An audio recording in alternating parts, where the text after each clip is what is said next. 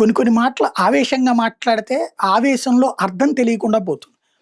పవన్ కళ్యాణ్ ఏదైతే మొన్న తెలంగాణ వాళ్ళు దిష్టి పెట్టారు అన్నటువంటి పాయింట్ గురించి మాట్లాడిన దాంట్లో నేను దాన్ని దూషించను, ద్వేషించను. అర్థం చేసుకోమంటే ఎందుకంటే ఆయనేమి తిట్టలేదు తెలంగాణ సమాజాన్ని.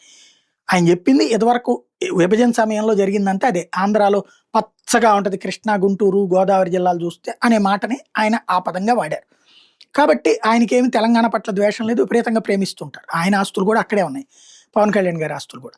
అది పక్కన పెడితే ఈ సందర్భంగా ఆయన క్షమాపణ చెప్పాలి, లేకపోతే ఆయన సినిమాలు రానివ్వని అంటున్నటువంటి కోమటిరెడ్డి వెంకటరెడ్డి మేబీ ఆయనకి రేపో మాపో మంత్రివర్గంలో అవకాశాలు తీసేసి ఆయన సోదరుడైనటువంటి రాజగోపాల్ రెడ్డికి ఇవ్వబోతున్నారు, మంత్రివర్గం ఇస్తారని అన్నటువంటి ప్రచారం జరుగుతుంది.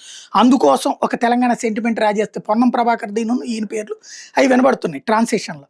అందుకనే ఉన్న వీళ్ళిద్దరు ఇప్పుడు తెలంగాణ సెంటిమెంట్ రాజేయడానికి ప్రయత్నిస్తున్నారు. రేపు పొద్దున వీళ్ళని తీస్తే కనుక మేము పవన్ అన్నాం కాబట్టి ఇట్లా తీశారని చెప్పి రేపు పొద్దున సెంటిమెంట్ రాజేస్తారు తెలంగాణ సెంటిమెంట్ తెలియదు. ఎందుకంటే వీళ్ళు ఇప్పుడు ప్రధానంగా ఇనిషియేటివ్ తీసుకుని మాట్లాడుతున్నారు. అందులో ప్రధానంగా పవన్ కళ్యాణ్ క్షమాపణ చెప్పాలి, లేకపోతే సినిమాలు ఆడనివ్వమని. ఇదంతా ఓకే. అది పక్కన పెడితే ఒక పాయింట్ నాకున్న అభ్యంతరం, నేనేం దూషించట్లేదు, ద్వేషించట్లేదు. ఏంటయ్యా అంటే హైదరాబాద్ ఆస్తులతో ఆంధ్రాలో ఏది విజయవాడ, విశాఖపట్నం ఇట్లాంటివి డెవలప్ చేసుకున్నారని చెప్తున్నారు హైదరాబాద్ సంపాదనతో. అది పచ్చి అబద్ధం. ఉమ్మడి ఆంధ్రప్రదేశ్లో సంపాదించిన డబ్బుల్లో ఆ రోజు నిజామాబాద్, ఆదిలాబాద్ వీటన్నిటి ఆదాయం ఎంత ఒకసారి తీయండి.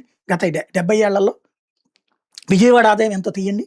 విజయవాడ ఆస్తులన్నీ నష్టపోయాం సార్ మేము. విజయవాడ ఆటోనగర్ దక్షిణాదిలోనే ఏది ఆసియా ఖండంలో నెంబర్ 1 దాన్ని తీసుకెళ్లి హైదరాబాద్లో పెట్టారు.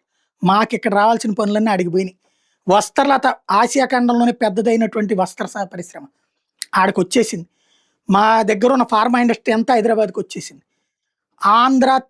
ఆంధ్ర రాయలసీమ ప్రాంతాల్లో ఏ ఒక్క డెవలప్మెంట్ చేయకుండా మా నాయకులందరూ తీసుకొచ్చి ఇక్కడున్న సంపాదన, విశాఖపట్నంలో విపరీతమైన ఇన్కమ్ ఉండేది, విజయవాడ విపరీతమైన ఇన్కమ్ ఉండేది, తెనాలి విపరీతమైన ఇన్కమ్ ఉండేది, పొద్దుటూరు విపరీతమైన ఇన్కమ్ ఉండేది. ఇవన్నీ కమర్షియల్ క్యాపిటల్స్ ఆంధ్రాలో. వీటి సంపాదన అంతా తీసుకొచ్చి హైదరాబాద్లో పోసారు. 50 లక్షల కోట్లు చంద్రబాబు గారు వచ్చాక 99, 95 నుంచి ఆయన హైదరాబాద్లో తన ముద్రేసుకోవాలన్న ఉద్దేశంతో 50 లక్షల కోట్లు రాష్ట్ర సంపద, కావాలంటే ఒకసారి లెక్కేసుకోండి, తీసుకొచ్చి హైదరాబాద్లో పొయ్యబట్టినే ఆ ఇన్నర్ రింగ్ రోడ్లు, ఆ తర్వాత రాజశేఖర రెడ్డి అందరూ కూడా ఇన్నర్ రింగ్ రోడ్లో శంషాబాద్ ఎయిర్పోర్ట్, లేకపోతే కనుక నెక్లెస్ రోడ్డు, ఈ డబ్బులను ఎవరు ఇచ్చారు? తెలంగాణ సమాజం నుంచి వచ్చినాయి ఆ డబ్బులు. ఉమ్మడి ఆంధ్రప్రదేశ్లో అందరూ కట్టిన డబ్బులు సార్. ఆ రోజున ఎక్కడ ఉన్నాయి సార్ డబ్బులు? ఇక్కడ డబ్బులే పోయినాయి సార్ అటు పక్కకి. ఇవాళ రోజున వచ్చేటప్పటికి ఇక్కడ డెవలప్మెంట్ యాడ్ ఉంది, అక్కడ ఉంది. ఇవాళ విజయవాడతో పోల్చుకుంటే అక్కడ నిజామాబాదు గట్టిగానే ఉంది. ఇక్కడ ఉన్నటువంటి మా గుంటూరు దగ్గరతో పోల్చుకుంటే అక్కడ ఖమ్మం బాగానే ఉంది. అక్కడ మంచి నగరాలు వెలిసినాయి, వరంగల్ ఇట్లాంటివన్నీ కూడా. ఆ రోజున ఏముందని అక్కడ ఆ రోజున తక్కువ ఉండేది ఇక్కడతో కంపేర్ చేస్తే. ఇక్కడున్న ఇప్పుడు ఆ రోజున ఉన్న ఆ నగరాల స్థాయికి ఎక్కడ దిగజారిపోయింది బేసిక్గా చెప్పాలి. డబ్బులు లేక డబ్బులంతా అక్కడికి పోదు. ఆ 50 లక్షల కోట్లు పెట్టబట్టినే ఇప్పుడు హైదరాబాద్లో 50,000 కోట్ల ఆదాయం వస్తుంది ఏడాదికి. అది తేడా. కొంచెం ఆలోచించండి. సెంటిమెంట్గా మీకు ఓట్ల కోసం లేకపోతే మీ పదవి గురించి అయితే ఓకే, కానీ మరీ ఇక్కడ దోచుకున్నారనే పదం మాత్రం వాడకండి. దోచుకుంటే అది మిగులు బడ్జెట్ రాష్ట్రం ఎందుకు అవుతుంది, ఇది లోటు బడ్జెట్ రాష్ట్రం ఎందుకు అవుతుందండి?